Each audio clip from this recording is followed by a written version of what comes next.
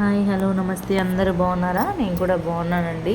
ఇది వచ్చేసి చట్నీ అండి. చట్నీకి ఏమేమి కావాలో చూద్దాము. పచ్చిమిర్చి, చింతపండు, ఎర్రగడ్డలు, టమాటాలు, అలాగే తెల్లగడ్డలు, కరివేపాకు, కొత్తిమీర కూడా వేసుకోండి, చాలా బాగుంటుంది. నా దగ్గర లేదు కాబట్టి వేయట్లేదు ప్రజెంట్.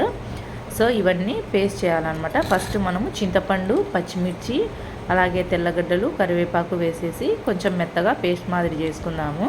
మిక్సీకి పట్టిన తరువాత మళ్ళీ ఎర్రగడ్డలు, తెల్లగడ్డలు, ఎర్రగడ్డలు, టమాటాలు వేసి కచ్చా పచ్చాగా కొట్టుకోవాలన్నమాట. రోల్ ఉంటే రోల్లో చేసుకోండి, చాలా బాగుంటుంది, మంచి టేస్ట్ ఉంటుంది. ఇది సద్దన్నంలోకి బాగుంటుంది, అలాగే వేడన్నంలోకి నెయ్యి వేసుకొని తిన్నా కానీ చాలా మంచి టేస్ట్ వస్తుందండి. చూసారు కదా, రైతులు పొలాలలోకి వెళ్ళేటప్పుడు చాలా చక్కగా చేసుకొని తింటూ ఉంటారు, చాలా మంచి టేస్ట్ ఉంటుందండి.